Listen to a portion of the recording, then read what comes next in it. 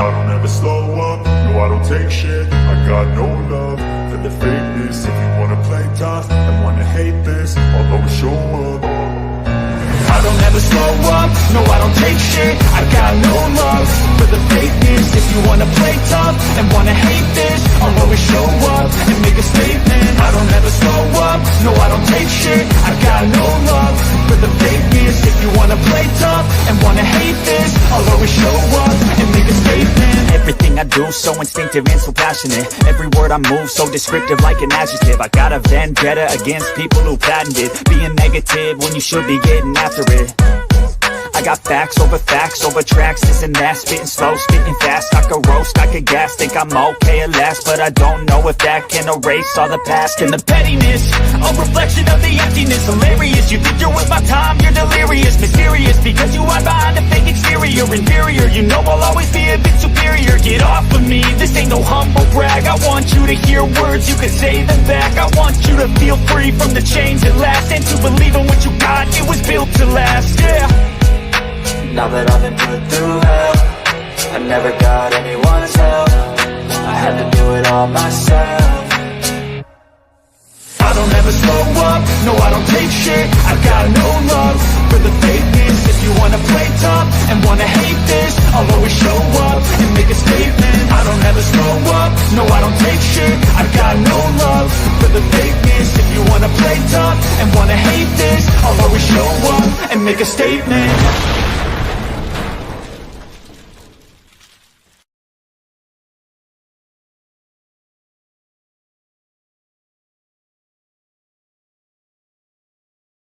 All right, y'all, we're here. We're live. You're watching Buster Unmasked, and you know what you got to do. You know you got to like this video. You know you got to share this video, and you know the most important thing, go to Buster H.R. Johnson on YouTube and subscribe to my channel. Go do that right now. Hit that little red bell. That way you know when content's out. You don't even have to look for it. It'll be there when you want it. Got a great show for you guys today. Got one of the top young stars around our area, but before we get him out here, you know I got to promote these upcoming podcasts, so let's get this done.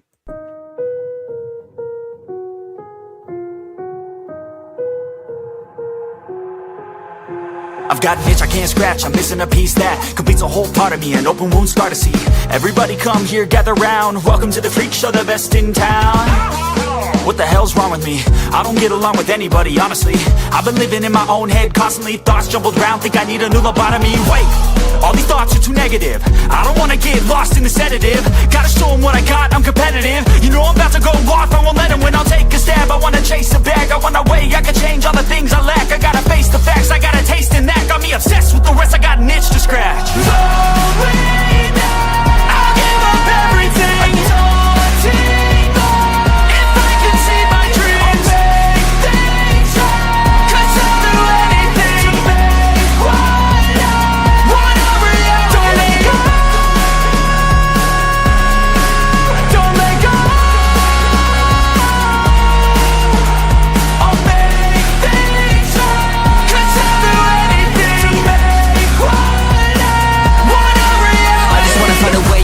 The venom in my brain, running from the past, wanna escape my pain. I just wanna be a better person, I deserve this, I just wanna break these chains. Always asking for greatness, true to myself, I never fake it. Seen too many once, I just so they get famous. And when I say the truth, most really can't take it. In spite of everything I've been through, I'ma make it. Fake friends, but on my downfall is toxic. Day one, started to outlaws for profit. Now all I do is write verses, no talking. All I do is put the work in, no option. This was everything I ever wanted, created a legacy off of me just being honest. And the fake ones hate, but it's all to no avail. They wanna see me lose, but you know I never fail. All right, y'all, you know what you got to do. You got to watch every single one of those podcasts. And once again, go to Buster H.R. Johnson on YouTube and subscribe to my channel. Look, guys, my guest tonight, I've had my eye on this dude for a couple of years straight now. Look, here's the thing, man. I feel like this guy, his potential is unlimited. He's young, he's hungry, he's in shape, and he's electric. And that's why they call him the live wire. I bring to you none other than Bobby Ford. Bobby. Hey, thanks, Buster. What's up, dude? Oh, not much, man. I'm just hanging out here in Memphis, hoping they don't burn the town down tonight. Man, I heard, dude. I seen the gimmick, man. I seen it on Facebook. Somebody announced what did they say? Not guilty verdict. Wow. Not guilty. Yeah. Man. Not guilty. Not Memphis guilty is does not mean innocent. there you go, man. And Memphis is I always loved Memphis, Bobby. I'll be honest with you. I mean, even to this day, I ain't really scared to go anywhere in Memphis. But it is dangerous. I mean, and it's got more dangerous over the last few years for sure. Now, Buster, I'm gonna tell you, a place ain't dangerous till I get there. All right. There you go, Bobby. I'm fine here, man. I lived in the city and in what we call the loop, the 240 loop, for 10 years now. It'll be 10 years in August since I moved to Memphis. I mean, I've never had any trouble personally, man. If you just carry yourself the right way and be respectful, usually people leave you alone. Well, look, Then again, man, I do drive a piece of shit truck. Nobody wants to steal it. So can I cuss on here? Hey, that always helps, man. My vehicle's so bad I can leave the windows down. Don't nobody steal shit ever, man. Yeah, I can park next to anybody, and that looks like a better car to steal than mine. So right. Got to pull that bait and switch, that decoy on them, man. Oh yeah. So look, man, I thought you were a Memphis guy. I didn't know that you had only been in Memphis about 10 years, and you know, I don't know if you know how we do on this show, but I like to go all the way back before we really get into the wrestling. So why don't you take us all the way back and talk to us about upbringing and where you were raised, Bobby? So I am originally from Ripley, Tennessee. Not far from Memphis. Up there. No, it's only about an hour straight. Well, depending on how you're driving. Straight up 51, and then you're there. So I grew up. It's a small town. Everybody knows everybody. I kind of bring some of that attitude even to a bigger city where, I've really found a community I'm like linked in with. But that was where I grew up. We didn't have a whole lot of money, but we wasn't dirt poor. Everything was, it was pretty basic, hardworking, middle class upbringing. But right. I got into wrestling when I was about 7, just watching Raw with my dad. He would put it on to shut me up for about 2 hours, and then I'd fall asleep. So that's how I got into wrestling. Then we started going to the Power Pro Arena, seeing some independent shows when I was little. I saw Tattoo and Derek King and who else was there? Flash Flanagan was there at that time. Right. The Posse when I was a kid. This is like 06, 07 when I first started seeing independent wrestling for the first time. So look, take me back to that first Raw you watched. Give me a time frame. Attitude Era or after Ruthless Aggression Era? I'm a little younger than that. It's Ruthless Aggression. It was fall of 04. Okay. The main event scene was, Benoit had the belt. He would wind up kind of losing it to Orton at SummerSlam. I remember really getting into it after that SummerSlam when Orton had the belt and they turned on him, and then Edge turned on Shawn Michaels, and they had a really good feud that went on for a while. Right. I'll still go back, man. I'll watch WrestleMania. I'll watch the whole build from Royal Rumble 05 to WrestleMania 21, and that's what hooked me on wrestling is that time period. The Batista and Triple H feud, and then Cena and JBL on SmackDown. Eddie and Ray were going at it that year into that summer. I mean, it was just, for me as a kid, I feel like there's really no better time to have started watching it as far as in-ring quality. I think that's when the roster had the best wrestling. And that was like ushering out the Attitude Era, and in between the full-blown PG era too. Yeah. I probably shouldn't have been 8 years old seeing Kurt Angle say he wanted to have bestiality sex with Booker T's wife, but I did see that. So let me ask you this, man: were you hooked immediately? Like, were you hooked the first time you watched Raw? Were you like, man, I love this stuff? There was really nothing that I had seen that was like it. I'd probably seen wrestling younger, like with my mom, but couldn't remember it. But I grew up. I was a Power Rangers and SpongeBob kid. I liked, bright, like heavy entertainment. A lot of action, right. And that was the Power Rangers got me in trouble a bunch of times, man. When I'd try those moves on my dad trying to put me to bed. So yeah, there you go, man. You done messed around, kicked dad in the throat. Right, yeah, right. And then I wake up the next morning, all the Power Rangers VHS tapes are gone. I'm left with Barney and Thomas the Train, and they had to soften me up a little bit for a couple of years. Hey, you can't watch Power Rangers, but you can watch Kurt Angle on Monday night talk about bestiality, man. There you go. I guess they forgot that they needed to tone it down some, and then that was what I started watching. And I recently tried to go back and watch some of that, and that's when I stopped. You know, you got two of the best wrestlers in the world, Eddie Guerrero and Rey Mysterio, and instead of just making it like letting it be about wrestling, we have to bring in an illegitimate child in his custody. Hey, hold on. Doing, I still want a DNA test on Dominic. You can't tell me that dude don't look more like Eddie Guerrero than he does Rey Mysterio, it's Bobby. A little questionable, and he leans into it too. You know, he's got the haircut and the little mustache and the gear he wears. I mean, he leans into it. Yeah, man. Look, we got Eric J with us. He said, "What's up, guys? What's up, Eric? Oh, the baby's watching, man. Gotta watch my mouth, dude. Take care of the kids, man. I gotta watch my mouth. No, this is a baby. Eric, I'm glad you're watching. How big of a baby? I want to say less than a year. Oh, he don't know shit I'm saying. I may be wrong about that. She might be a little over a year, but she watched a little bit of the show last night. We got Chance with us. Power Rangers got a lot of us in trouble. Chance, I'm glad you watching, man. So look, Bobby, you seem like you look like an athlete in the wrestling ring. Did you do any high school sports and stuff before you actually got into wrestling? The way I describe this, because I don't lie. You know, I might tell some stories or exaggerate, but I don't lie. I was on the football team. Now, that don't mean I played football, but I had a jersey and pads and a helmet, and then every Friday I would just have sideline tickets to the game. So why didn't you play, Bobby? What was the deal? Because I was a real late bloomer, Buster. You know, you said I look like an athlete. I have some athleticism, but when I was 14, I was 5'5" and maybe 110 pounds, and I didn't get much bigger all through high school. It really wasn't until I was probably 24. I put on 30 pounds, mostly muscle. And that's kind of where I'm sitting at now. I'm at 180. But for a long time, sports. You look like a baseball player to me. Well, you see him wearing glasses, right? We didn't find out I was nearsighted until I'd already quit Little League. I didn't know that the other kids could see the ball until years later. Right. I thought we were all just guessing. Dude, I'm blind as a bat, too. I'm like Arn Anderson, man. You mess with me, I'll lock up with the turnbuckle pad, man, in the ring if you ain't right in front of me, dude.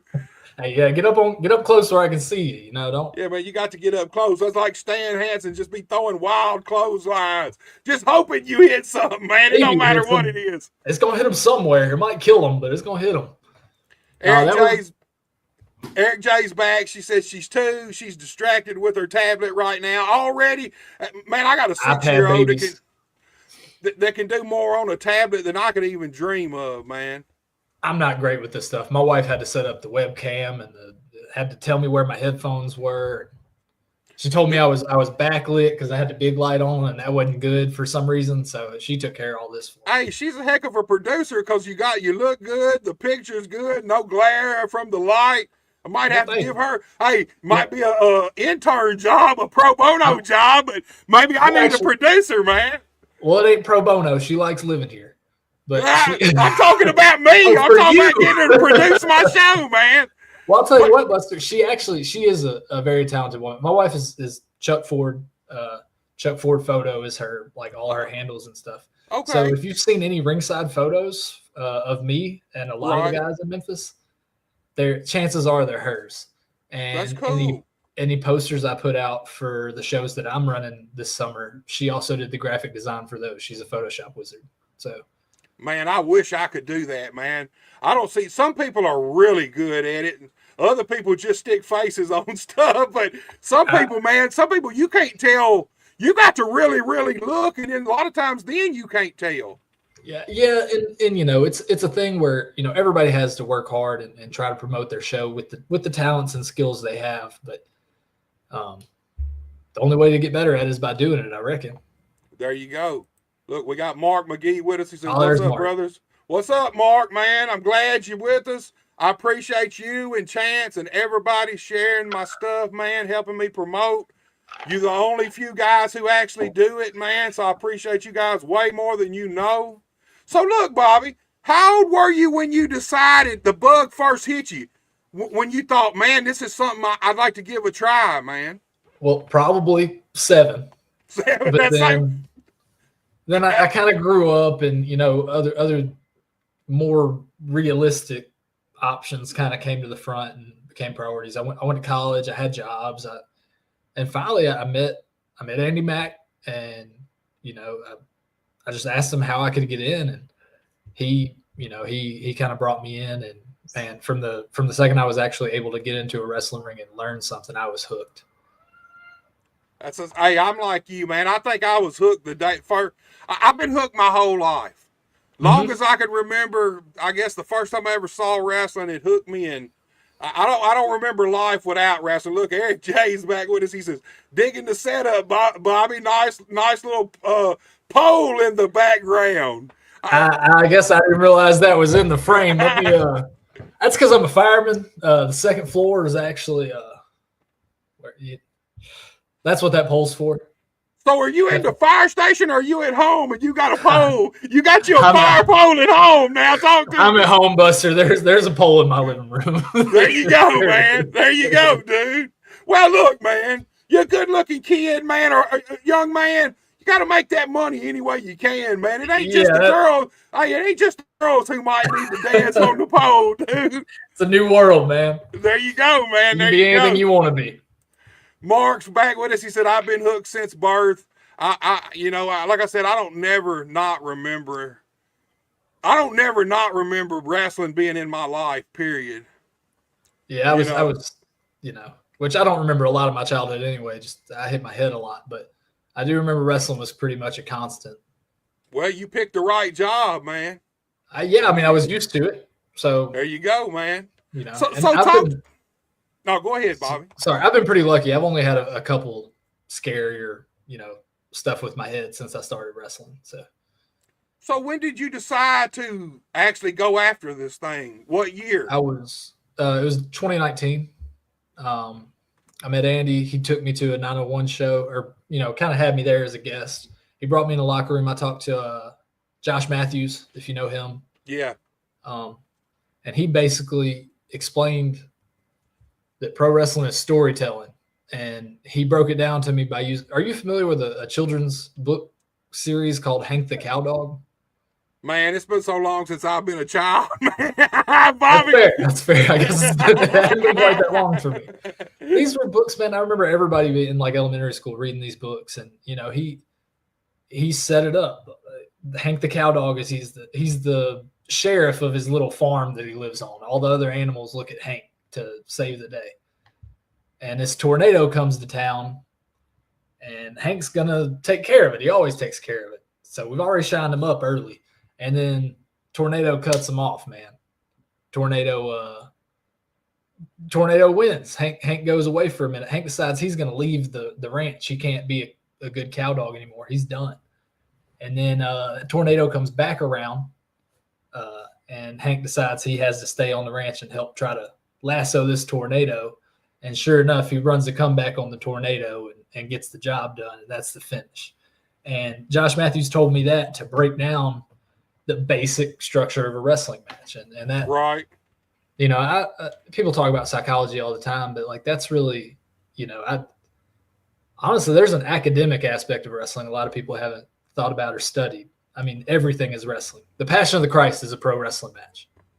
Man, here's the thing. Once you get into wrestling, you everything you encounter in life, you pull back and compare it to wrestling. There's an analogy somewhere, but I'm like you, truthfully.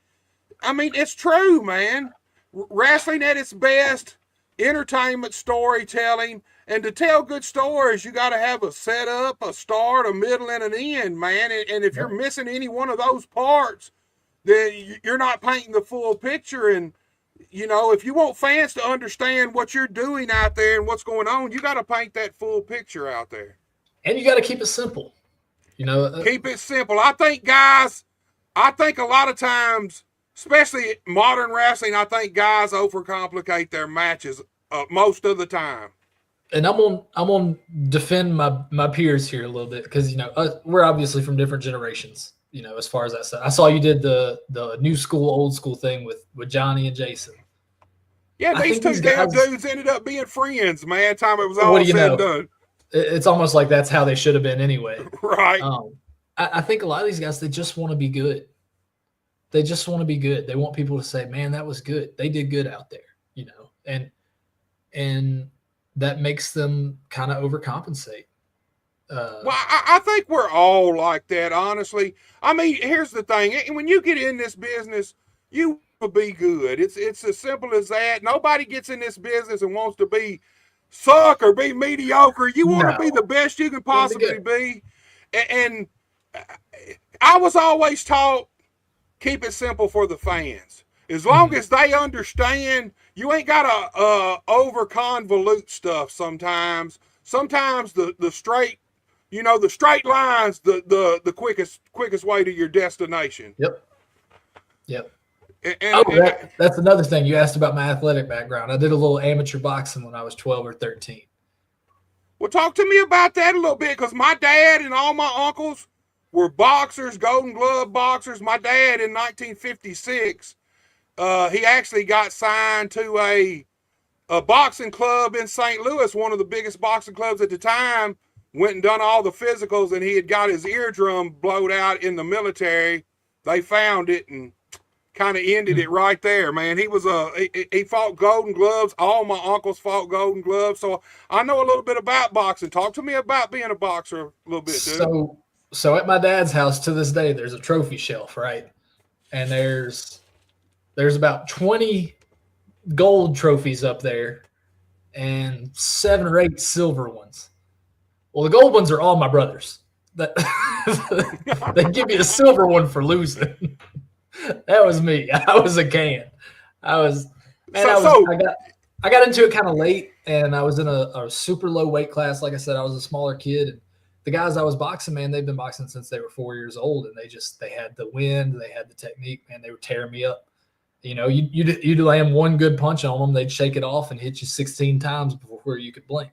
Right. It's just when you start early and you start training for something like that, it goes a long way, man. You can really tell. Yeah, but that's cool though, man, because the difference. A lot of pro wrestlers has never even been in a real fight. Let's be honest. I mean, it's just the truth. More than not have not even ever been in a fight. And that's a good thing, man, because here's the thing. It may be entertainment. We may be predetermined, but it takes a lot of heart and grit to make it in the wrestling business. You got to be tough. Your body takes damage. I mean, there ain't no doubt about it. When you get in wrestling, you know that you're going to abuse your body. Yep. And I think it's the most important character trait to have is toughness. Hello, Zilla. Zilla's with us.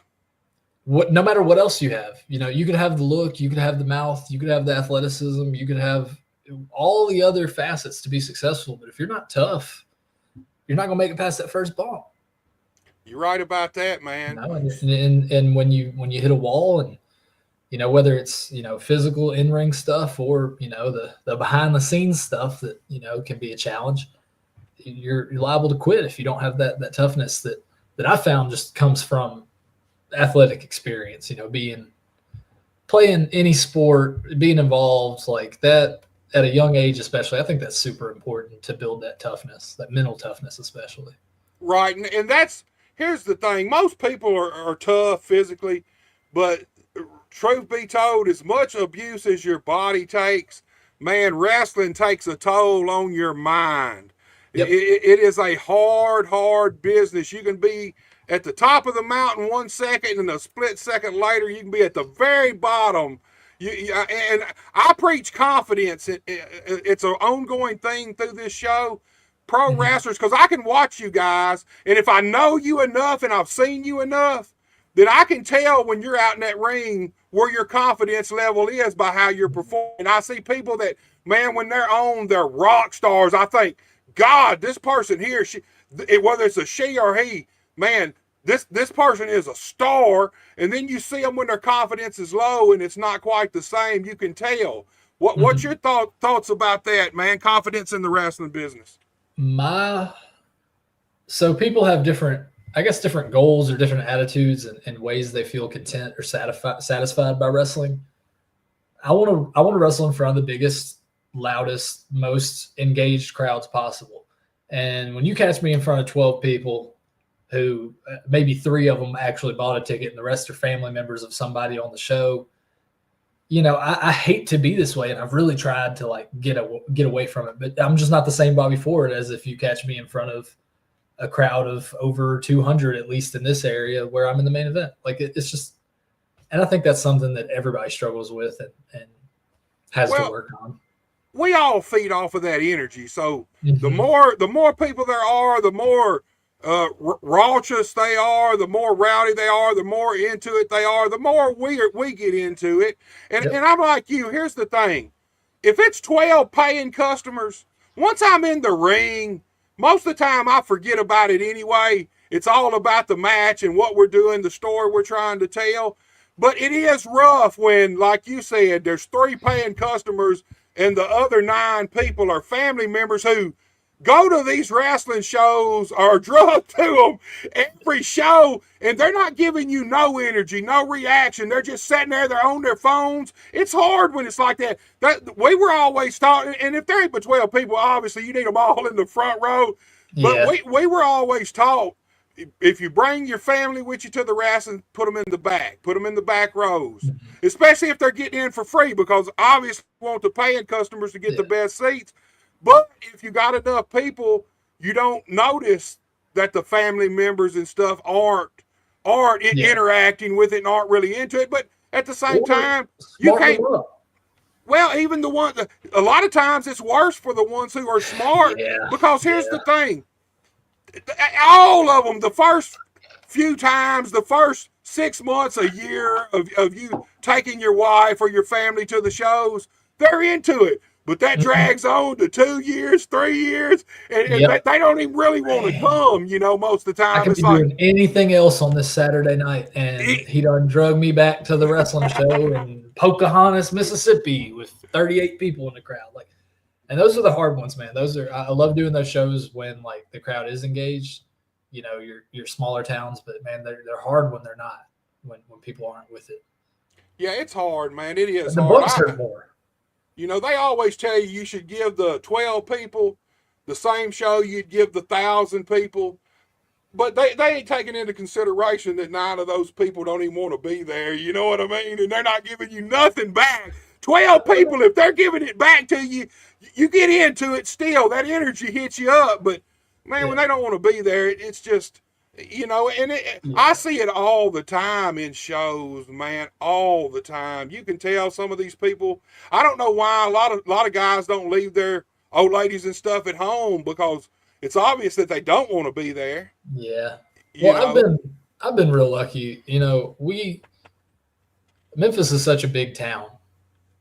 So doing shows here, it's like, man, it does become like a social event if you can draw the right people. And luckily in my career, I've been able to do that. People that I know or people that I kind of know, they come and they're smartened up and they know what they're supposed to do. And that makes it much easier to work in front of them. Right. So, and then my wife, she was doing ringside photo for so long that now that she doesn't have to, she actually gets to just come watch me do what I do. She's not tired of it yet. So, man, that's the same way my wife is. Of course, her whole family were wrestling fans before we even met. Their whole life, the whole family wrestling fans. But when I used to go film, she'd be the one. She'd be the cheerleader, be watching the matches, and if it was a dead crowd, it wouldn't take her but 5 seconds, and she'd have everybody starting to roll with it, man. And every crowd needs that.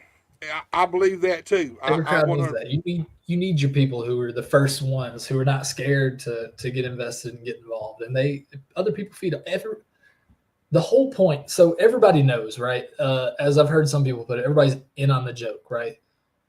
When one person just throws that out the window and forgets, and they invest in it like it's what it is, the rest of that crowd can do the same thing. But if that first person doesn't start, then what are we doing here? Right. I agree with that.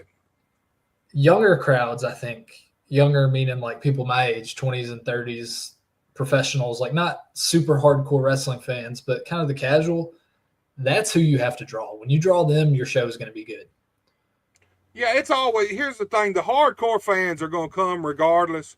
So, I mean, I think every wrestling fan, their goal ought to be drawing the casual fans in, because that's where your mass, that's when you draw your biggest crowds. You don't draw 300, 400, 500, 600 people around here that are hardcore wrestling fans.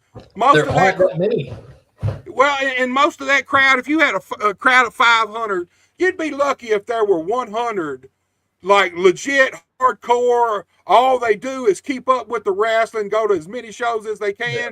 The majority is your casual fan, and that's where the money's at. That's the audience. That's what you want, whether you're WWE or you're AEW or you're anywhere, anybody around here. You want that casual fan to be drawn in. Yeah. And that's why, you know, I think venue and location is important on a local level. You know, when you are that weekly show, you're going to draw a lot of the same crowd every week. They're going to, and then every now and then you might have something on the card that pops a bigger house. But when you're a show that can go to multiple venues and multiple locations and reach different audiences, it's easier for the wrestling fan if you go to them than if they have to come to you. Right. You know, that's how the territories were built. You know, yeah, you had Memphis TV and the Coliseum, but then they were going to you every other day of the week. And I think I'm a big advocate for live attendance.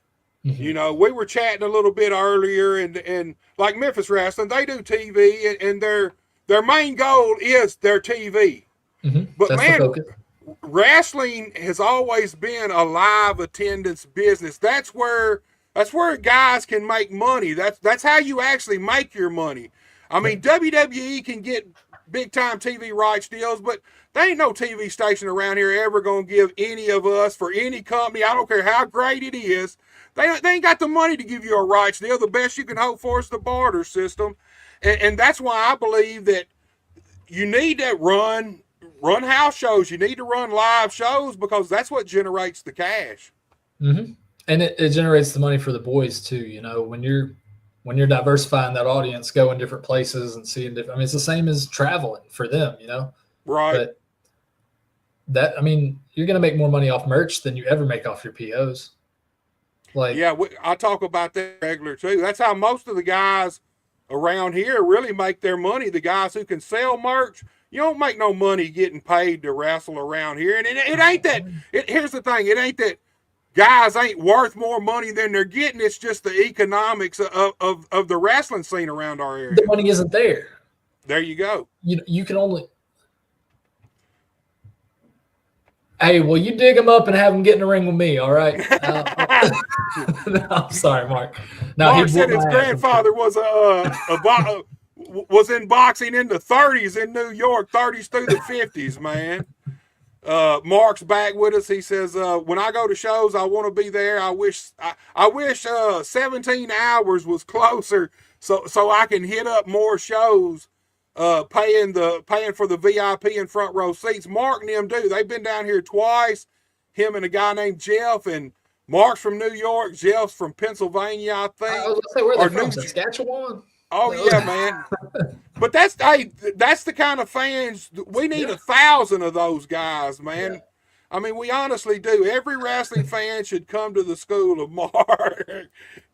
Maniac Mark. So look, man, take me through how you actually got in the business. When and who trained you and who broke you in, man? So that's a funny one, because I'm gonna have to snitch on these guys. It was 2019. It was around April. Andy Mack invited me to a 901 wrestling show. We were working a shoot job together. It was funny. I rolled up on him and I was like, "Hey, man, I know who you are." And he said, "Don't tell people I work here." I was like, "No, man, you don't get it. I want to do it. Like, I want to wrestle." And so he invited me to the show. And the main event was him and Ken Dang. They had a hell of a match, hard hitting. It was at the old rec room on Broad. And they let me come in the locker room after and talk to some people. And they let me, you know, I say let me, and you know, I think it is an opportunity and a privilege to be invited to help with the ring. Like that's that first step where it's like, all right, come into our world. Let's see what you got, you know, and if you can work hard enough to help with this ring, we'll see what we got next for you. If they let you do anything, I don't care if it's sweeping the floors after the show. That right there is that little crack in the door. It goes from there. Yep. And everything is what you make of it. Every opportunity comes from the previous opportunity and what you made of it. So it went from doing the ring. There was a little bleach blonde referee that looked a lot like me around that time. It wasn't me, but he looked like me. So I was a referee for a couple years. Security, anything that was needed, going to shows, getting in the car with guys, and just getting every opportunity I could to get trained. And finally, I don't know if do you know Greg James? Yeah. So Greg James had a ring in his front yard in Nutbush, which if you're in Memphis or around Memphis, you know what Nutbush is. It ain't Beverly Hills. Right. No shade, man. He didn't have any trees in his yard, but he would let me and Andy and the baddest man alive, Dustin Anthony, he'd let us come, and Dustin trained me through Andy. Dustin would give us the instruction. Andy would be my partner, like my training partner, and we would, I worked my ass off that summer, man. We all did. Andy actually left for Florida to go to flatbacks with Tyler Breeze and Sean Spears that September. And man, I don't think there was anybody around her. If I knew what I was doing in a wrestling ring, I could have had a 2-hour match. I mean, our wind was crazy, man. As far as cardio and working around the ring, man, we were in great shape. So then I finally got to have my first match when 901 Wrestling went to the Black Lodge for the first time, and it was against Hunter Havoc. Man, huge guy. Huge. He's floating around 450 right now, I think. Hell, he outweighs me now. Man, he's a giant dude. I seen him in Osceola a couple years ago and seen him in person, and man, he's a mountain of a dude, man. Yeah. Big He's kind of – you forget how big he is when you work him enough times. And then you don't see him for a little while, and then you see him, and you're like, holy shit, dude. We're looking up at him like, this fucking dude's a giant, man. Yeah, he's a big guy. Interesting that you did some refereeing and stuff first. Let me ask you this. Do you believe being a referee before you actually started wrestling made it easier with that transition into the ring as a talent, as a wrestler? Full disclosure, I hated being a referee. Well, I ain't saying you didn't hate it, because I've actually refereed once or twice too, and I always thought it sucked too. But it feels like, I ain't gonna talk about that. It's a little adult of a theme, but it feels like you're sitting in the chair in the hotel room, watching yeah. That's how being a referee felt, and you can look, but you can't touch. Yeah, that don't feel good, man. You're like, man, I want to be doing this, and especially when you see some guys who are not great athletes, and you are like a younger, more athletic, better looking guy, and you're like, man, if this guy can do it, I just need the opportunity. But the truth is, you understand when you referee before you wrestle. As a wrestler, you understand the value of the referee, and you treat that position with respect. Like, you understand, let me not make this guy look stupid. Let me not abuse rules are there for a reason. I mean, that's how you get heat, is by going around them. I mean, but if the referee if nobody believes in him, if he has no authority, then who is he? Man, why would you follow the rules? I see so many guys make referees look like stooges, and the refs just let it happen too.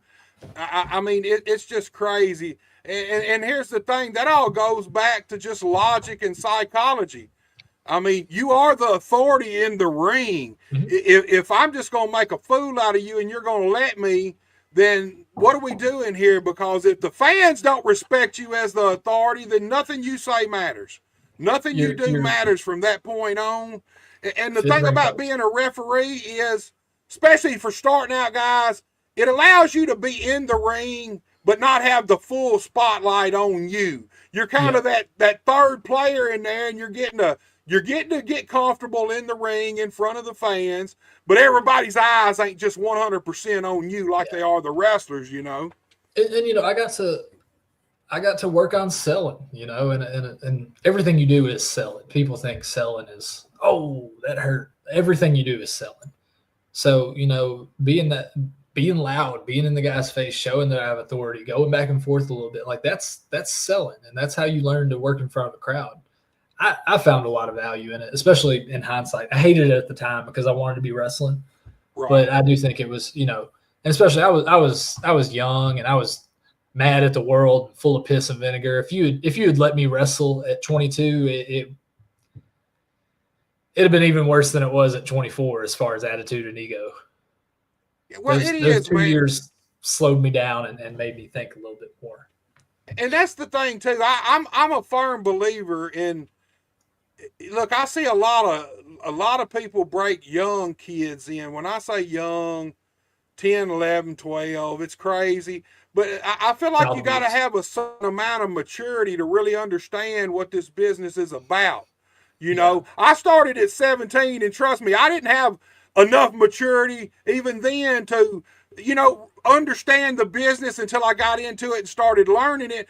But man, when you're that young, you don't have maturity, period. You know what I mean? There's just nothing. You don't have that experience. You think you're the most important person in the world and you act like it. Right. And I think that's what hurts a lot of younger guys more than anything else is that, like, you know, they hear a lot of words and phrases, but they never really get explained what they mean. Like nobody knows what it means to protect the business at 17. Like, it's about more than just not breaking kayfabe like it used to be, but like it is our job. Like this is a business that has existed in America for over 100 years now. And it's our job to keep it going. Like it is our job to prepare it for the next generation. And when you're 17, you think you're the next generation, but like there's going to be one after you. And everything you do affects them. Everything we do affects the future of wrestling as a whole.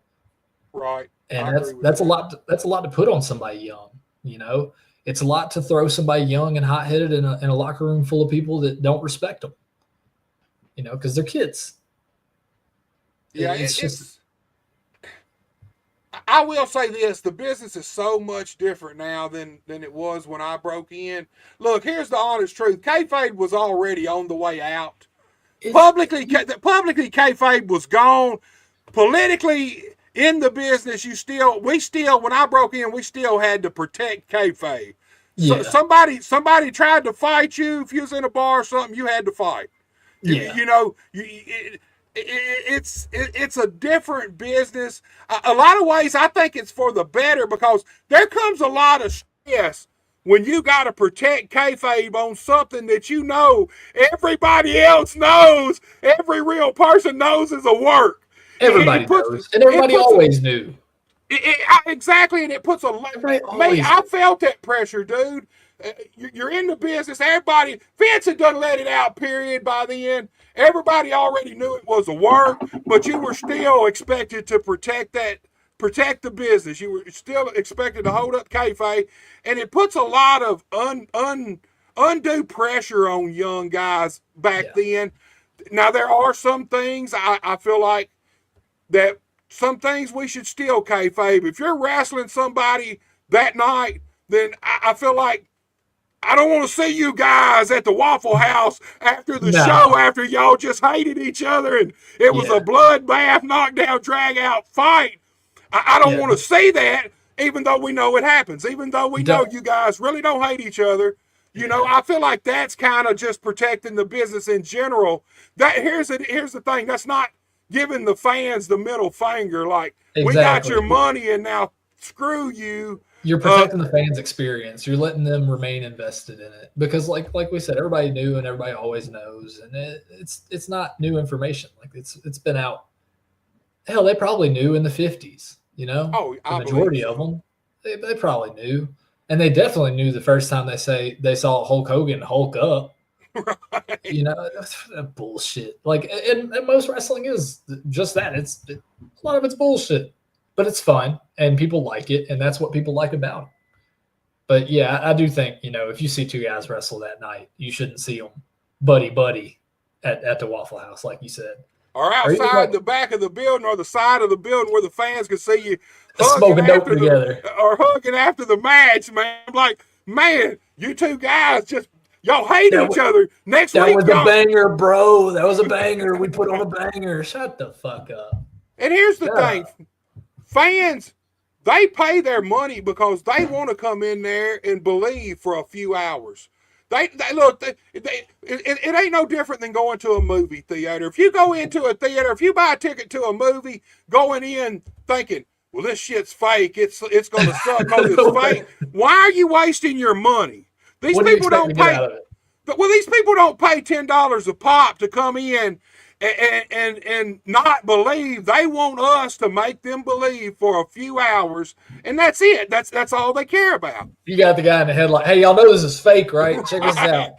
Like we don't do that, you know. That's and it's also, you know, the regular people who, oh, you mean that fake shit? It's like, man, like, what TV show do you watch? Like, who cares, man? We're trying to entertain people and tell a story and have a good time. I think wrestling has, you know, it can be that simple and it can be that complicated. You watch Ric Flair and Ricky Steamboat, and I might have been doing a little some recreational items when I came to this realization. But Ric Flair and Ricky Steamboat, when they did the match in Nashville in '89, Right. Flair comes out first. There's 40 women out there. Like, they're all wearing matching dresses. They walk into the ring. He's got the robe on. He's wooing. The hair's bleached. The roll, all that shit. And then Ricky comes out, and it's him and Mrs. Steamboat and the baby dragon on the horse. And, like, if you can't look at that and see that these are the two juxtapositions of masculinity, and they're going to have a wrestling match to decide which way is the better way to be a man, you know, having all the nice flashy things and being a womanizer, or being a responsible, loving father and husband. Or it can just be, oh, they're whooping each other. Like, it can be, you can take that either way you want. And I think that's the beauty of it, is that everybody can enjoy wrestling. You can take it to college level academics, or you can take it to a trailer park level entertainment, and it's great either way. And I'm gonna be honest with you, from my experience, a lot of those people that say that fake stuff, they're closet wrestling fans. When ain't nobody watching and they're at home, they're checking the shows out. Yeah. They are, man. I mean, here's the thing. I've always viewed pro wrestling like this. It's poor man's theater. You know, rich people go to Broadway plays and they go to these different things. Poor people go to pro wrestling. We are the Broadway. We can't afford Macbeth. We can't afford Hamilton. Right. You know, I say I can afford that shit. But wrestling fans, there's a time when I couldn't, so I had wrestling, and then I stuck with it. You know, but yeah, I mean, it is. You know, it's for everybody. That's what that means. Is like, you can spend $10 to have 2 hours of the most fun of your life, whether it's, you know, what people call trash bag wrestling. You can go and kind of get a chuckle out of it. Or if it's high level shit, you know, WWE with the pyro and the videos, you know, that's its own production. Like, there's just something for everybody. Even that bullshit where they hit each other with light tubes is for somebody. It's for somebody. It is, man. And there's, I mean, honestly, there's so many genres of wrestling now that there really didn't used to be. And nobody's wrong. I'll be honest with you. Look, I'm not a deathmatch guy. I'm not going to go out there and roll around in tags and glass and shit. But if that's what somebody else wants to do, I will say this. I can't keep my eyes off of it a lot of times, man. When I first discovered death matches, it was just the curiosity, man. I was like, these fuckers are out of their mind. These motherfuckers. Like looking at a car wreck, man. You can't look away. Well, here's the thing. Used to, it was about implying that you were hurting each other, but not really hurting each other. And these fuckers are in there rolling around in barbed wire, going to the hospital, cutting arteries. I'm like, did they miss the point? Did they miss what wrestling was really about? They flipped it. They took it from not hurting each other, but making it look like you were, to hurting each other and making it look like you weren't. Man. Here's my, and this is my, nobody ever got hepatitis from an arm drag buster. Nobody ever, you know, that just don't happen. So I think, and plus I believe in the family friendly pro wrestling show, and that's just not, hell, why are we scaring women and children away? You know? Right.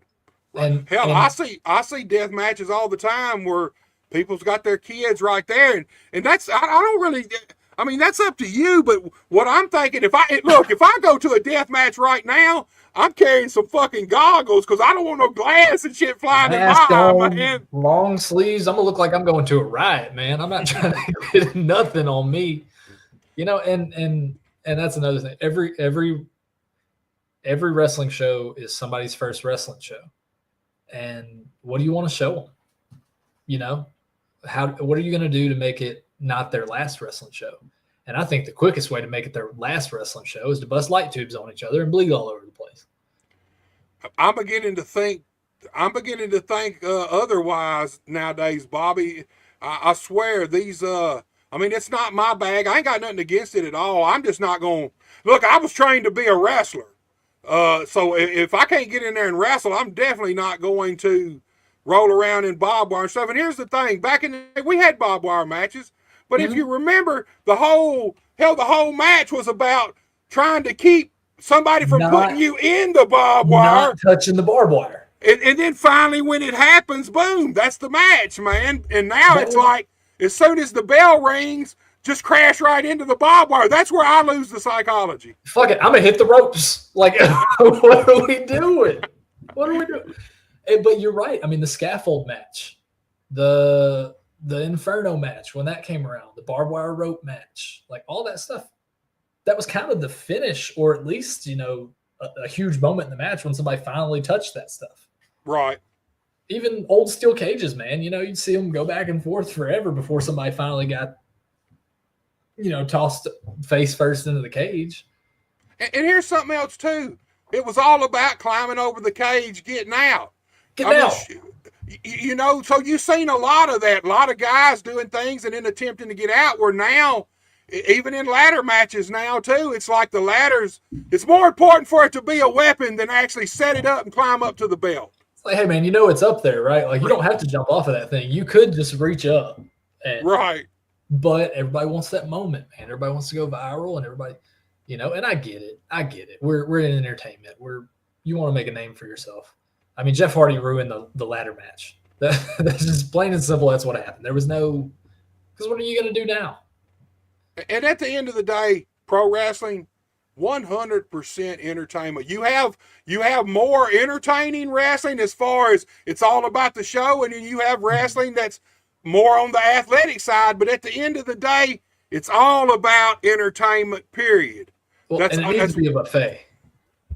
Right. It needs to be. It can't be McDonald's. It needs to be a buffet. You need to have something for everybody nowadays. Serve everybody. You know? Especially on like the higher levels where there's more people watching and there's more hours of programming. Well, I mean, you can watch WWE and it proves 100% that it's more about the stories than it is the actual matches. You ain't got to have 5-star matches to tell a great story. I think it's more about the people. I think it's about the workers. I think the characters. If you don't, dude, it could be Macbeth level angle, but if you don't have Macbeth and Macduff and Lady Macbeth, it's probably going to suck, you know? So if you don't have people, if you don't have the workers, the characters, the wrestlers that fans are interested in, it could be the best thing on earth, and people just won't care. They'll be like, oh, okay, well, I guess I'll watch next week. Where it needs to be like, man, I can't wait to see what. Right now, I mean, CM Punk, it's like when he's on TV, you're like, I got to see what he's going to do. Braun Breaker, I got to see what. Penta, dude. The Penta ain't even doing all that much, really. And we're with it. Hey, AEW had that dude for, I don't know, 3, 4, 5 years. And in one night, I agree. I don't know who I heard say it, but in one night, WWE made him a star. A global star. I mean, he had been a star in Mexico and, did Lucha Underground. Like, he's a big deal already, but now he's on Netflix. And he's cool. Here's the thing. His brother, Phoenix, he's good in the ring, but he don't have that same charisma that Penta has. Penta's got... here's the thing. They're looking for the next Rey Mysterio, and I think Penta may be the dude because it goes back to what you just said. It's all about the people investing in you. You, the wrestler, you, the character, before what you do in the ring. Once they invest in you and who you are and your persona, you can pretty well get away with anything after that. Once they're invested in you, they're no matter what. Yep. And that's what it comes down to, man. The it factor, they've always called it, man. You either have it or you don't. Some guys take years to find it. Some people have it day one. You know, I've been kind of lucky. I think people have, minus a few shows here and there. Generally, when I come out, people give a fuck. People care. they are excited to see me, or they're excited to be mad about seeing me. I've generally had a decent connection with the crowd, which makes up for the fact that half the time I don't know a wrist lock from a wristwatch, Buster. I'm not I'm not some technical magician. But that right there proves the point. Look at Hulk Hogan, and honestly, people give Hogan a lot of shit, but he can wrestle better than people give him credit for. But he never. He didn't have to, and people didn't care because they were invested in Hulk Hogan. They were invested in Hulkamania, and that's what it's really about, that connection between you and those fans, first and foremost.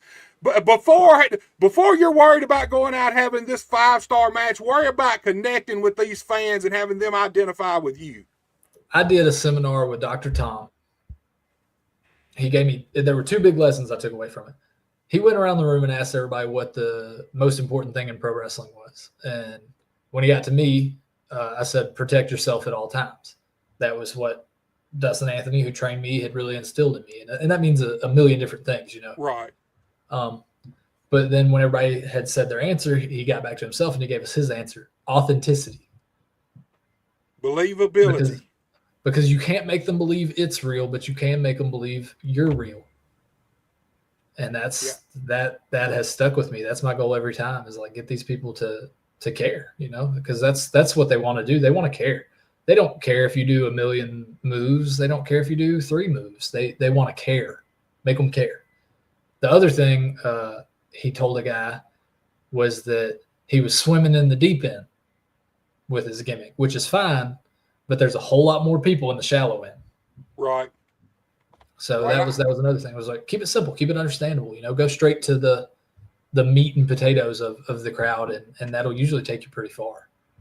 Well, I mean, that basically goes back to when you walk through that curtain, if you expect the fans to believe in who you are, they have to see that you believe in who you are. You can do the fakest shit in the world, but that ain't going to stop them from believing in you as a person, as a wrestler, as a character, you know. You have to be the first person believing in you. Like that has and they have to sense it, and people sense it. It's not even something they can point out a lot of the time. They just feel it. They feel what comes off of you. And I've had nights where it wasn't coming off of me, man, and they could feel it. That's that energy transfer. There is a legit energy transfer between pro wrestlers and their fans.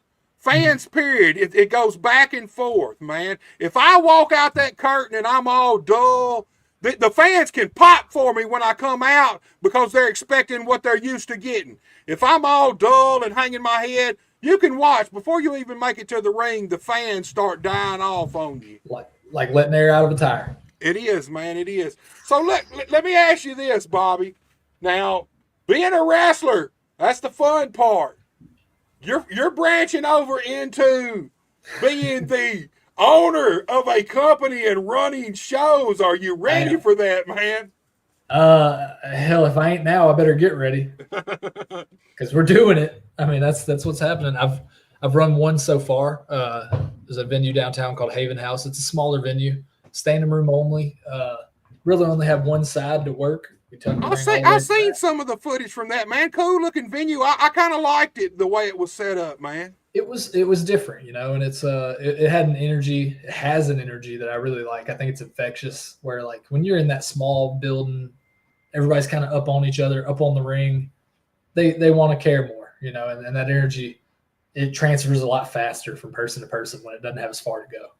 So when that sweat's flying on them, and you're spitting and talking or whatever, it's spit's flying on them. It's real, man. It's intimate. It's real, and that's what people want. They want the real. They want the authenticity, like we just said. May 17th, we're in Cordova, which is a suburb of Memphis, if you're not familiar. We're at Meddlesome Brewery. That's May 17th. I've got my little schedule here. It's called the Live Pro Wrestling Summer Series. I think that's flipped. We have not named a promotion yet. We're just running shows at these venues across the summer, and then we'll come back to that. Let me ask you this: is there any forerunners for names? Have you got any you've been What? tossing around? Well, here's the thing, Buster. If I tell you, you'll take it. I You'll ain't be running no shows shit. I ain't running no shows, dude. until I give you this great name that you want to steal.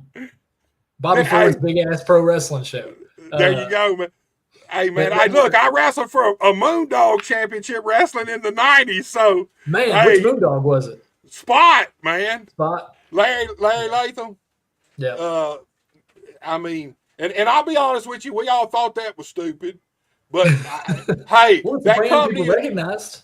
Well, the company's still running right now out of Osceola. It's MCW, so it's the same company has been running since 1994. I worked there a couple times. Derek King gave me a super kick. I was in street clothes. I was managing Andy for some reason. I don't know what happened. I think I just rode along and wasn't booked, so they let me manage them. Well, it's a good place to go work, man. It's really a good place for young guys to go cut their teeth at. Yeah, and that's kind of what I sensed off of it too. It was a fun crowd. You know, they were invested, but the stakes the stakes weren't crazy high. You know, right? Because they run weekly, and most of those people will come back anyway. So that doesn't mean that you don't have to take it serious. It's just like you said, that makes it a good place for young guys to cut their teeth. Dude, that place has got. There is fans that started coming there in 1994. Now their great grandkids still go there. Yeah, you know, and I remember that ring bumped good. From what I remember, that is the hardest. I've actually broke that ring. I don't know if they've still got the same ring now. How long's it been since you worked there? A couple years. They may have changed rings. I don't know, but man, when they first built that ring, it was the hardest fucking ring. You might as well be bumping out on the concrete, man. It didn't give it all, dude. No bumps tonight. Hey, you punch me in the forehead, I'm gonna drop to a knee and we'll roll down my hip, pull the old Bill Dundee, roll down my hip to the floor. Hit the ropes. No. So talk to me about more dates. Can I run through my dates? Oh yeah, do that, dude. Do that. May 17th, Meddlesome Brewing Company. That's in Cordova. June 14th, Crosstown Brewing Company. That's in Crosstown. If you're ever in Memphis, it's over by the old Sears building, the Crosstown Concourse. July 19th, we're at Rockies in East Memphis. That's a small bar. That one's going to be 18 and up. Just because it's a bar, so you can't really have kids there the same way. And then August 2nd, we're back at Haven House for House Show 2. And that'll be another one-night tournament. Haven't really figured out who all is going to be in that one yet. So talk to me about the decision to actually start running your own shows, man. Is it something you had been thinking about for a long time, or did everything just kind of fall in place and it's like boom? I'm going to tell you something, Buster. Anybody can pray for rain. You best get busy digging a well. I saw a void. Black Lodge closed. It was a venue that I loved wrestling. And it was a very intimate, high-energy crowd. They were really with it. And they closed, so I kind of saw a lot of these venues where nobody was really running wrestling, and I was like, man, I think I could do something here that would be electric, that would be really fun and really captivating. So I kind of just went out and asked, and enough people said yes that I have, 4 shows coming up, once a month it's a traveling show. Like I said, we haven't named a promotion or anything. There's no belts yet. Like, it's more of a, hey, we'll pop up at your venue and we'll give these people a show, and a lot of young, hungry guys is who I want there. So if you're a wrestler who wants to not get a foot in the door in Memphis, but kick the door in, like, this is the show that I think you want to be in. Like, this is where you want to come wrestle in front of people that you might not normally get to. Because we do draw that 20s and 30s drinking crowd where they don't watch Raw every Monday. They don't come to a weekly wrestling show. They hear that this is happening and they come check it out. And I like really that invested. crowd. I'll be honest with you. I like that crowd. KAW used to run a lot of the bars, and I like rowdy wrestling. I like rowdy crowds. I like the more adult audience. How did you get the line on these breweries, man? Because I think that's really cool. I'm gonna tell you, and it's just a thing where like we were talking about authenticity, man. I'm just real with people, and people appreciate that. And when they get a line, they send it my way. Really, a couple of these I just walked into and asked for a spot, but a couple of them was, I had known these people for years, or I had knew somebody connected to these people, and it's just all human connection, man. Everything doesn't have to be, carnying and tricking you into doing something. It can be real, and that's that's what wrestling is: carnying and tricking you into doing shit, man. But does it have to be? Like that's been the nature of the business for so long, and I think it's burned a lot of bridges. A lot of venues hear you say the word wrestling, and they go, get out of here, get out of my face. Like, we're not even going to talk about it unless you're bringing the little WWE people in or something, or the midgets. They love the midgets. They love the midgets. Everybody wants to book the midgets. Hey, they should. I love them too. Don't get me wrong. I love y'all little people. But you're taking spots that I could be running. Bobby, they should get half pay, man. I'm gonna be honest with you, half pay, dude. Well, they're half the height, half the weight, half trained. A lot of the times, they should get what's the math on that? Half of a half is a quarter, and half of that is 12.5%. That's what they should get paid. And then you should take a little bit of that away for having a built-in gimmick too, man. It's free. It's a free gimmick. You know how long? like I'd wrestle for over a year before Livewire clicked in. It was like, oh, when I wrestle, it's high energy, it's high octane, it's electric. Livewire. These guys, you could be anything if you're a little person. You could imitate another wrestler. There's a whole slew of that, man. Little Hornswoggle, little Boogeyman, the little Undertaker. I'm sure there's a little Macho Man running around somewhere. Gotta be, man. Gotta be. You could just, I remember they had a little Vader at one time too. They did have a little Vader, but he was actually not a little person, I don't think. I went back and watched. He had to have been 4'11". He was the biggest midget in the ring that night. Well, he's little Vader, man. He's got to be the biggest. He's got to be the biggest one, right? That does make sense. So I'll tell you though. Go ahead, Bobby. It's an In Your House. It's Bad Blood 97. They run it the night it's the day that Pillman died. Pillman's one of my favorites, man. Livewire, Loose Cannon, right? Pillman is somebody I've studied a lot. It's both Flying Brian and Loose Cannon, and because he died that day, they couldn't do him and Goldust to get Marlena for 30 days, so they replaced it with a 6-man midget tag with Sonny as the referee. And at that time, Sonny was still fine as hell too. Well, I'm not going to objectify Sonny, married man, but the crowd was very happy to see her. That was Sonny. And then, it's just something about that whole show feels off. And then Shawn and the Undertaker go out and have one of my favorite matches ever. The first Hell in a Cell. Man, you ain't lying about that, man. That was one of the. So if you go back and watch that match, there's a spot where Shawn and the Undertaker are out on the steps. And I don't know whether Shawn is trying to pile drive the Undertaker or it's the other way, but you can hear Shawn tell him, apparently something's up with the Undertaker, and I don't know what, but you can hear Shawn tell him, you can do it. And then they go through with the move. Go find it, and when they're over by the metal steps, just start slowing it down and pausing it and listening. And there's a spot there. You don't know what the Undertaker. Maybe you can hear him say that. I don't know if I can or something. And Shawn says you can do it, and boom, they do it. But Shawn gets a lot of heat, especially that version of Shawn. Man, Shawn's the greatest wrestler of all time. Fucking talented ass dude. He's the best to ever do it, and I don't care what anybody else says. There's a list of guys that, and it's a pretty long list now, where if somebody's like, oh, that's the best ever, I go, okay. I won't argue you, but I think it's Shawn. I think it's just, I've watched more Shawn Michaels than anybody else that I've watched. Other people have probably watched more Shawn Michaels than I have, but I've watched him more than I've watched anybody else, because it's always something. You can always learn something, man. The guy's great. And here's the thing, people, we talk a lot about egos in the wrestling business, and Shawn had one, but that was also part of the charm. That's part of what made him the best at that time, was part of that ego, him knowing that he was the best. That's the thing, authenticity, man. People took him probably working a little bit to be him being a jerk at half the time. And I'm sure he was a jerk too, but I don't know. I've given people a wrong impression coming in, just being confident and being high energy and stuff. And I'm not addicted to muscle relaxers. So, well, sometimes that intimidates people, and therefore that rubs them the wrong way. That plays on their insecurities, man, a lot of times, especially in the I assume it's probably every professional sport. I'm sitting here finna say mainly in the wrestling business, but I assume you see that talented rookie walk in the dressing room and you're the Major League Baseball player star. The first in the back of your mind, you thinking, oh shit, this is the dude right here in a few years that's coming for my spot. I better ruin him before he can.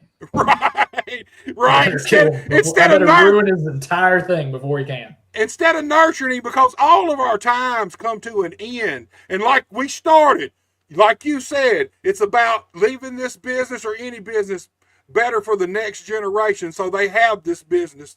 Mm-hmm. And it's just, I mean, here's the thing. I think ego is a necessity. Is an evil necessity in pro wrestling, because I don't think none of us would even try this if we didn't have a little bit of ego. Well, and that's the thing. Everybody in the whole world, not just in wrestling, in the whole world, everybody has an ego. Like it's a psychological thing that everybody has. It's about keeping it in check. It's about knowing when to use it and when not to use it, when to lean away from it, and when to lean into it. A lot of that's just emotional intelligence that, younger guys don't have, like we talked about earlier. They don't know how to manage that. The older you get, the more experience you get, not just in wrestling, but in life, you kind of start to figure those things out, how to treat people and not intimidate them or upset them or make them hate you just for being you. It's a learned skill, I think. It is, and it takes a while. I mean, here's the thing. There's some people that's going to hate you no matter what you do. It's just life, and it always is. So I don't even sweat those people. They don't even faze me. I don't even give them a second thought. Because they're there. There's always going to be haters hating on you for something. If you're doing anything right, you're going to have haters. For me, it's because my jab is a little stiff. Well, man, it's better to be That's upset some people. I'd rather it be a little snug and connect with me than be that far apart. I kind of have a reputation amongst some, like my closer friends, mostly they come at you a little harder than maybe they should. Especially, man, I'll catch some guy who's trying to break in, and I'll be like, to make a point, I'll ask somebody else. I'll be like, hey, man, what's the most over move ever in wrestling? And everybody knows the answer because I've said this to them so many times. Nothing ever got more over than this. Right. Nothing ever has been more over than just punching a dude in the head. And so then I'll go around and I'll punch everybody in the ring in the head one good time. Some of them slip through because I'm real excited to be teaching. Get back to the dressing room and 5 dudes got knots on their head, man, on their forehead. Damn, man. They're checking their hand. Next time, you need to take a little Sharpie and sign that knot for them, man. Leave you something to remember me by. Right. Live rounds instead of live wire. Be live rounds, man. And I do want to apologize to everybody who's ever worked me, especially before I had contacts to wrestle in. If I threw that jab, man, I'm sorry. I shouldn't have even been trying to set up the bionic elbow. I know better than to try to throw a punch, man. I can't see for shit. Got no depth perception, none of that, man. Nothing. It's coming, man. But I mean, and I'm on the other side of that. I don't mind if you hit me. Just don't break my nose. I don't mind getting hit. That's fine. I'm the same way, dude. And I would rather it be physical and look good to the fans and be believable then like I said, there be air between the shots, man, and then we're selling them, because then everybody looks like a dumbass. And here's the thing about wrestlers. We're waiting for that. We already waiting to take that bump. So when that fucking thing comes and does not hit you, your mind's already predetermined to take the bump, so the fucking super kick ends right here. But you ain't thinking that. You automatically bump, man, and then everybody looks like a dumbass. Why'd he fall down? I don't know. Hey, that fucking super kick had so much power in the air of it that it knocked motherfuckers down, man. It was like a jet engine flying by, man. Just knocked them on over. It's, I've done some TV and movie stunts now, and they're trained in an entirely different way. I mean, they don't make contact at all. They just punch across the camera, and then you can't see where their hand actually went. And that's a whole different level of training, man. To me, that's more impressive than what we do sometimes. Well, I will say this. I think that's why a lot of fight scenes are benefit from being choreographed by wrestlers. Because here's the thing, like you said, those punches, it's all about those camera angles. They make it look like that connected when there might be 3 fucking feet in between those shots. But pro wrestlers, you're used to doing that live, right out in front of the crowd, laying them shots in, but not hurting anybody. And I've seen some movies that were, like Terry Funk's done some fight coordination stuff for different movies, Roadhouse and other things, Over the Top. And a lot of times for me, those fight scenes are more believable sometimes. They're not as spectacular as the movie fight scenes where one guy's killing 10 people. You know what I mean? I just feel like they're a lot of times there's a more reality based. Yeah, and I think a lot of that comes from real fight experience. Pro wrestling's close enough to be considered that. Man, if they'll let me be a moondog, I would, but I don't think I'm ugly enough. Dude, there is moondog puppies out there, man. There's a million moondogs in the world right now. Well, the legit kids, Chris Booker and James Lee Booker, those are the sons of Moondog Spot, and they do wrestle from time to time. Now they don't look like the Moondog. Both of them in shape and stuff, but there are Moondog pups out there, man, that's been in the wrestling business. Bobby, let me ask you something. May 17th, that's your next show coming up, right? It is. It is. Talk to us about some of the people that we may see on this card. So here, let me check my notes. I'll tell you everybody that's confirmed. It's some really exciting ones. The main event, I have not heard from Andy Mack who his tag team partner is going to be, but Hunter Havoc called the old buddy from Florida of Andy's, who apparently does not like Andy anymore. So now Andy's, we're going to find out who Andy's tag team partner is here shortly, probably sometime this week. He told me we'd find out. But the main event will be Andy and that partner against Hunter Havoc and Tyler Uriah from Florida. He's a talented young guy. He's kind of a jerk, but he's out of that Orlando area, so he's running with some dogs down there, man. He's a tough competitor. Semi-main under that is yours truly, Livewire Bobby Ford versus Tyler LeMasters, the Diamond at I-55. And we were kind of buddies for a second. He just I changed my ways and he didn't, and now we're butting heads pretty hard. And so that's going to be, I imagine that's going to be a really physical match, man. We're going to be tearing each other up out there. Luke Justice, I think you're familiar with him probably. He's from that Arkansas area. He's a cash out bandit, man. The cash out bandit. Man. Yeah, man, there's a whole story behind that. Luke's a great worker, though. Yeah, he seems really hungry. I mean, he hit me up and was like, "Hey, man, I'd love to have you, man, because I appreciate that." And I've seen enough of his stuff where I'm like, yeah, let's get him in here, because I don't know if he's worked Memphis much before. Maybe Bluff City. I think he did a little Bluff City in the beginning. I've seen him on Memphis wrestling a time or two. Okay. Here, probably 2 years ago, he was going to New Jersey, I think, and did some shows. And man, if you can find those on the YouTube somewhere. Some of Luke's very best work, man. Luke's really, he gets a lot of heat around the territory, but honestly, he's a hell of a fucking worker in the ring, man. Good. Well, I mean, that's high praise, and I believe it. I've seen, like enough of his stuff that I was like, yeah, come on. Don Montana will be there. We got another guy coming from Florida, Noah Vale. He's been making some waves recently around the Southeast. Kind of that Florida, Alabama, Georgia area. Who else is there? I don't want to give too much away. Well, so far, man, those are the big matches. I love what I'm hearing, man. Young guys, a lot of experience though. That's the thing. I mean, Andy Mack. Let's be honest. Andy Mack's a guy like right now. You're in the running too, I think, but Andy Mack is a guy that I feel like they ought to be looking at for a WWE ID contract. When he says star of the show, the very first, I think it was Legacy Pro Wrestling a few years ago, was the first time I seen Andy Mack live, and he really was the star of the show, man. He has presence. He can work in the ring. He looks good.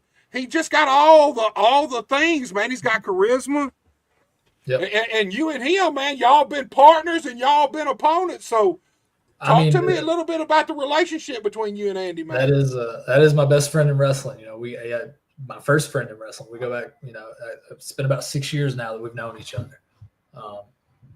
We, like you said, we teamed up plenty of times traveling around, you know, going by the Bluff City Bad Boys. I think that name's probably retired, but if we ever come back out and tag, I love that name, though. I'll be honest with you. I done forgot about it till you mentioned it, but I love that name. I thought that was fucking cool, dude. It was a lot of fun. We just got something else cooked up, I think, if we decide to come back out in that realm, in the tag team division of any show around here, which we'd love to. Hit us up. But, you know, that was a lot of fun. But, you know, at 901, we both were just such huge single stars. I say stars. I mean, I'm a local pro wrestler, but like, let me be humble. For the 901 audience, you guys were stars. They're big parts of 901 for a long time. And finally our paths crossed, you know, and then that I lost. I didn't take it well, and I had a rough couple of months, I guess a year or so now since I actually lost that match to him. And we, you know, it was tough. We were hitting the shit out of each other, Buster. I'm not gonna lie to you. It was because there's, I mean, in any, you know, when you're in there with your buddy, look, we're working together, but there's still that little bit of competition. And the fact of the matter is, we want to put on the best show. We want our match to shine above anybody else's match that night, man. So a lot of times when you get in there with your friend like that and your buddy, you have you create magic a lot of times, man. Well, and, you know, we trained together. We'd been around each other a lot for, you know, as long as I've been around wrestling, Andy's been there for me. And, you know, it does mean a lot to me. I hope he's not watching because I'm getting sentimental and he doesn't need to hear it. But yeah, him and Dustin Anthony, Hunter Havoc, Josh Matthews, I talked about earlier. I don't know if enough people talk about him really. I know he's not in wrestling. He's not even in this area anymore. But he played a huge part in me coming up. Devin Taylor, wild card. You know, I got to work him once, but him passing away has been a motivator forever.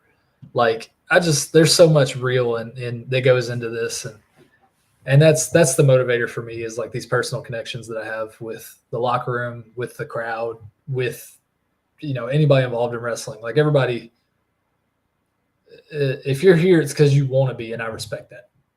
Right. And, you know, it's the same thing with Andy. You know, anytime that we butted heads, it's because we both wanted to be the very best we could be. Sometimes that means you got to be better than him, you know, and that can get in the way of it. That's been a driver for me for a long time. I got to be better than him. I got to be better than him. I think every single wrestler ought to have that thought in their head. I mean, you ain't got to go cut nobody's throat politically or nothing. No, prove it in the ring. Prove it out there with the audience, man. I think every professional wrestler ought to feel that way about themselves. Well, I mean, Stone Cold always says, you know, if you're not getting in this to be the world champ, then what are you doing it for? Right. And that's not quite my stance either. I want to stay local. I'm just Memphis through and through. I mean, I'm a fireman here. I'm on the fire department.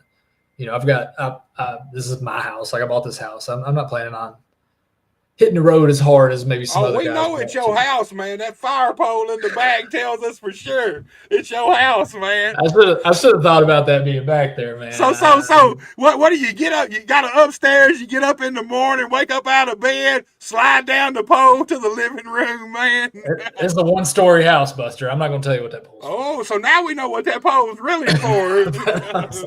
Don't. Damn, man. That part. Can we cut that? I know we're live. Can we? Too late now, man. They done heard it, dude. My Halloween parties might get a little rambunctious. Okay, if you get an invite to that one, you're special.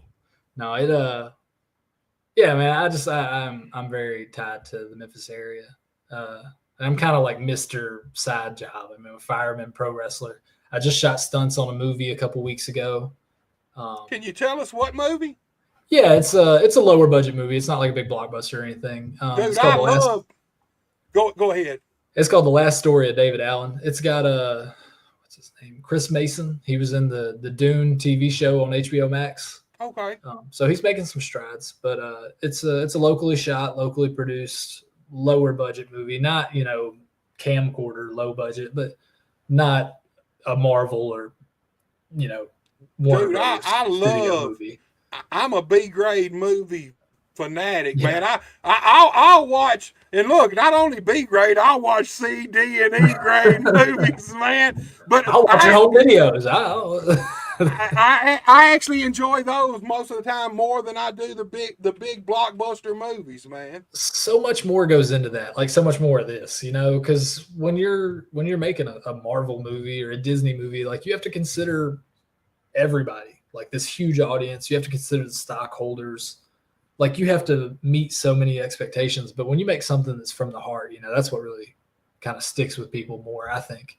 Clerks is one of my favorite. I mean, they shot Clerks for $10,000, and 30 years later, like that's my rainy day movie. If I'm not feeling good, man, throw Clerks on and I'm good. I'll be fine. Well, Hustle and Flow, man, they shot that whole movie here on a shoestring budget, and it's a big deal. Blair Witch Project. Yeah, that was a camcorder footage movie, and they made they really changed. Now I'm sick of fucking camcorder footage movies, man. Found footage movies, but that's where it started at, man. Yeah, they ruined it. Just like we talked about Jeff Hardy ruining a ladder match, they ruined the found footage. I'll tell you, I went and saw Sinners last week in theaters, and man, if you don't go see that, you missed out. Like catch it in IMAX if you can, or at least Dolby Atmos, man. It's it's set in Clarksdale, Mississippi, so it's pretty close to home in that regard. But it's it tackles a lot of tough themes regarding like race and music and spirituality, and then on top of that, there's vampires. So it's kind of a catch-all movie. There you go. True Blood. A little bit of True Blood, a little bit of everything else. A little bit of that. From Dusk Till Dawn is kind of an inspiration for it, I think. One of my most favorite horror movies, Dusk Till Dawn, man. And it just comes out of nowhere. The first half, it's this like gritty, realistic, slimy, gross movie. And then out of nowhere, Salma Hayek's a vampire. Like, and it happens that fast. So, how did you like being on set? Was this the first time you've ever got to do any acting at all? It was my second time. I had a scene in Young Rock when they filmed. I was thinking that, man. I didn't want to commit to saying that because I didn't know if I was right, but I was thinking that. So talk to me about that, dude. How was it to be on the set of Young Rock? Dude, it was surreal, because it's not the same as what we do. Like it was much more controlled environment. Because I did do stunts for a wrestling scene. I wrestled a young Andre the Giant, and it's crazy. That guy was 6'7" and was still too small to be playing Andre. Right. But he was very nice. God, what's his name? Jake. Please be Jake. He's not watching. It's fine. He's a very nice guy. He went on to do some stunts in the Fallout show on Amazon. But the biggest takeaway, I got to meet Chavo Guerrero. That's cool. And I got to talk to him about what he does a little bit, because so whenever you had pro wrestling in a movie for decades, Gene LaBelle would be the stunt coordinator for it. Right. He would handle it. And then when Gene started getting a little older, Chavo kind of made a connection with him, and Chavo has inherited that role, and he told me this, so that's where this comes from. But now Chavo's done Glow. He did Young Rock. Yep. He did the Iron Claw. I don't know if he was involved with Queen of the Ring. It just came out. I think maybe he was. I think I heard someone talking about Chavo being on set. So he's kind of the guy for that. Like, and they use his ring. It's his ring that we shot in for Young Rock, and it was a great experience, man. They fed me twice. I had my own trailer. They did cut my hair. I had a sweet mullet, and they cut it off because it wasn't time period appropriate. Yeah, but that's really cool, man. I don't think it's amazing some of the doors pro wrestling can open for you, especially when you're still on this level we're on, and boom, all of a sudden you got a little shot to do some stuff in a TV series. I mean, people don't realize that. It's really cool, man. Pro wrestling can open some amazing doors. It's an experience that, a lot of people just don't get to have, being on a TV set or a movie set. And it's surreal because we've spent our entire lives watching TV and movies, and now you're like, okay, this is how they make the sausage. Like, this is what it's like. And also, man, I don't know if you know, but they have one of the strongest unions in the world, man. Like, when you're doing stuff for them and you're SAG eligible, which I am from doing Young Rock, like the minimum is a crazy number. Like, I'm not going to tell you what I made because, I don't want somebody So like finding out where I you live and just taking it. teasing us, man. You just teasing teasing us. But it was, it's very good money doing stunts, and Right. really anything on a movie set is good money. And for wrestling to have opened that door for me, because the way that I got the movie stunt job that I did a couple weeks ago, he was the big stunt coordinator for Young Rock. Like anything that wasn't wrestling, he handled those stunts. So his name's Ian Iyer. I owe a lot to him. He's a great guy. Making those connections, man. That's all it, man. Your network is your net worth. There you go, man. It's That's about who you know. That's gospel right there. So Yeah. look, Bobby, we're fixing to close it out, but before we do, promote your upcoming dates and stuff again. And if you got any social media for you or the unnamed wrestling company yet, where people can get a hold of you, give it all to us, dude. All right, so I got May 17th. Well, first, let me go. This Saturday, I'm actually at Hub City Wrestling in Selmer. I think it's in Selmer, Tennessee, Walking Tall Country. And then the next Saturday, May 17th, we have Meddlesome Brewing Company. We're calling it Meddlesome Mayhem. That's a stacked card. Andy Mack, Hunter Havoc, Ken Dang, myself, Tyler the Masters. I think Walker 13 is going to be there.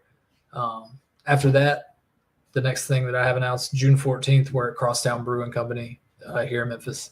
July 19th, we're at Rockies. That's in East Memphis. And August 2nd, we're at Haven House, downtown Memphis. So that's everything that I have currently booked coming up. They're on all my socials. My socials are Livewire Bobby Ford on Instagram and Twitter. My Facebook is just Bobby Ford. So I'm everywhere. If you want to see what I'm up to, like, it's always available on my pages. As soon as I name this promotion, I'm gonna let you know, Buster, because you've done a good favor for me sharing everything I've posted so far. Dude, that's what I do, man. I'm all We're gonna about have to the get you at wrestling one of these business. shows, man. Man, everybody tells me that. Look, man. And here's the thing. It's hard to make it to all these shows. I'll be honest. I feel you, with because you have an open invite from everybody. Everybody, man. Everybody's like, "Hey, man, come see the show." And I'm old as fuck too, Bobby, man. Hey, me too. I spent 17 years on the road, so straight. So I'll be honest with you. For me, Friday and Saturday night, I'm just as content sitting at home. Not to say there are some shows I want to go see. I want to go see 901. Love to come see your show. There's a few more shows that I'd like to go see out there. And I will eventually, man. But no, dude, I think it's cool, man. I love the idea of the breweries. And is this going to be, do you plan on this thing, if it takes off and is successful, are you going to continue it to be a once a month show, or do you think you'll add dates to that? I'm gonna tell you, Buster, I'm just not in the business of saying no. Well, there you go. It's some hard to people say are no allergic in the to money. wrestling business. Yeah. So, if a venue wants wrestling and I can provide it for them, I'm going to give them the best thing I can give them. And if they're happy with it, man, we'll keep doing it, and that's what I'm about, man. If I had to leave off saying one thing about my mentality or my philosophy, it's that you have to be real. And if you just stay real and like be honest with yourself, with everybody you work with, don't oversell anything and then underdeliver. Just do what you're supposed to do. Do right by people. Have some pride and some ethics. Honestly, like, it's gonna work out, and that's why everybody that I'm choosing to work with, they're solid people. That's because if they weren't, I wouldn't be working with them. Stack guys though, all young, man. All got experience. Don Montana's another guy. Don Montana, man. God, honestly, he looks like a football player to me. Well, he actually, that's his background. He played college football at Lane College in Jackson, Tennessee. Man, that's what I've seen him as. And I didn't know that. Since day one, I always thought to myself, if I had a TV show and had this dude, I would portray him as a college football player or something.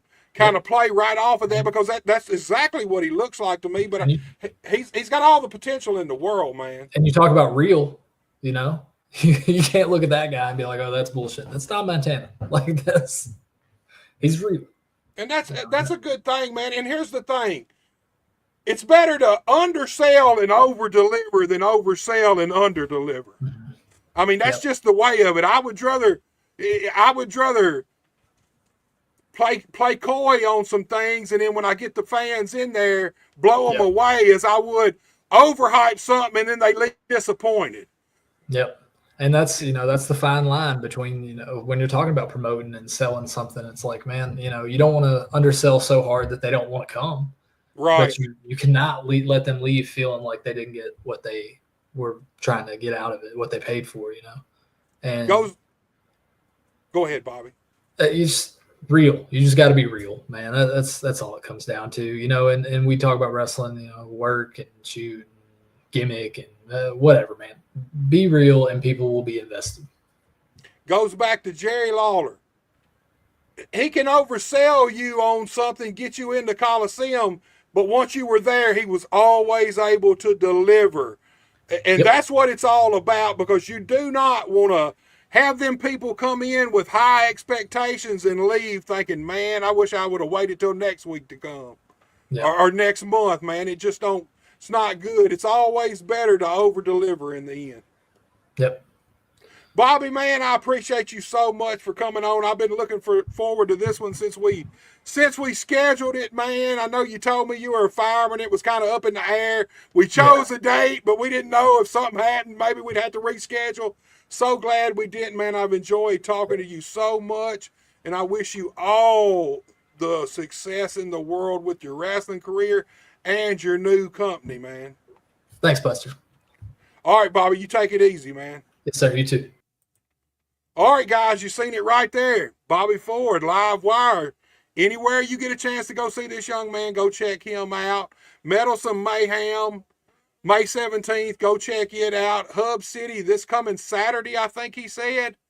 In Selmer, go check him out there. Anywhere you can check out Bobby Ford, go do it.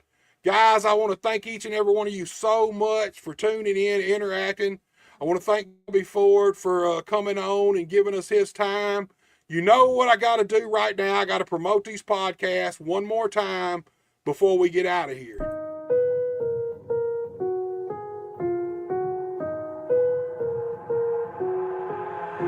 I've got an itch I can't scratch, I'm missing a piece that completes a whole part of me, an open wound scar to see. Everybody come here, gather round, welcome to the freak show, the best in town. What the hell's wrong with me? I don't get along with anybody, honestly. I've been living in my own head constantly, thoughts jumbled round, think I need a new lobotomy. Wait, all these thoughts are too negative. I don't wanna get lost in the sedative. Gotta show them what I got, I'm competitive. You know I'm about to go off, I won't let them win, I'll take a stab. I wanna chase a bag, I wanna weigh, I can change all the things I lack. I gotta face the facts, I got a taste in that. Got me obsessed with the rest, I got an itch to scratch. I'll give up everything. If I can see my dreams, I'll make things right. 'Cause I'll do anything to make what a reality. Don't let go. I'll make things right. 'Cause I'll do anything to make what a reality. I just wanna find a way out, sick of the venom in my brain. Running from the past, wanna escape my pain. I just wanna be a better person, I deserve this. I just wanna break these chains. Always asking for greatness, true to myself, I never fake it. Seen too many ones that I so they get famous. And when I say the truth, most really can't take it. In spite of everything I've been through, I'ma make it. Fake friends, but on my downfall is toxic. Day one, started the outlaws for profit. All I do is write verses, no talking. All I do is put the work in, no option. This was everything I ever wanted. Created a legacy off of me just being honest. And the fake ones hate, but it's all to no avail. They wanna see me lose, but you know I never fail. Guys, you've seen it right there. A lot of cool podcasts. More I'll be adding. I'm back this Sunday night at 7 p.m. with WWE ID prospect Aaron Roberts. And it's going to be all about New Wave Wrestling School. Brand new wrestling school. Going to be based out of Trenton, Tennessee. They're going to hold their school at the TIWF Sportsplex. And we're going to learn all about it this Sunday night when we get the guys on. Aaron's one of the trainers and the chosen one, Zay Roberts. So anybody out there looking to break in the wrestling business, this could very well be your chance. Once again, I want to thank Bobby Ford for tuning in. I want to thank each and every one of you people for interacting with us and watching. And Bobby, if you're still watching, man, Chance come up with the name. He said, I got the name for your company, LWF, Live Wire Wrestling Federation. I kind of dig it, Chance. I think that's pretty cool.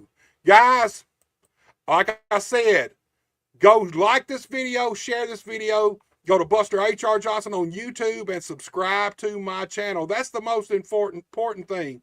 I need you guys' support. If we're going to take this thing to the next level, I need each and every one of you to like these videos, share these videos, and subscribe to my channel. I want to thank everybody once again, and I'll see you guys Sunday night at 7 p.m. I don't ever slow up, no I don't take shit. I got no love for the fakeness. If you wanna play tough and wanna hate this, I'll always show up. I don't ever slow up, no I don't take shit. I got no love for the fakeness. If you wanna play tough and wanna hate this, I'll always show up and make a statement. I don't ever slow up, no I don't take shit. I got no love for the fakeness. If you wanna play tough and wanna hate this, I'll always show up and make a statement. Everything I do so instinctive and so passionate. Every word I move so descriptive like an adjective. I got a vendetta against people who patented being negative when you should be getting after it. I got facts over tracks, this and that, spitting slow, spitting fast. I could roast, I could gas, think I'm okay at last, but I don't know if that can erase all the past. And the pettiness, a reflection of the emptiness. Hilarious, you think you're with my time, you're delirious. Mysterious, because you hide behind a fake exterior. Inferior, you know I'll always be a bit superior. Get off of me, this ain't no humble brag. I want you to hear words, you can say them back. I want you to feel free from the chains at last, and to believe in what you got, it was built to last, yeah. Now that I've been put through hell, I never got anyone's help. I had to do it all myself. I don't ever slow up, no I don't take shit. I got no love for the fakeness. If you wanna play tough and wanna hate this, I'll always show up and make a statement. I don't ever slow up, no I don't take shit. I got no love for the fakeness. If you wanna play tough and wanna hate this, I'll always show up and make a statement.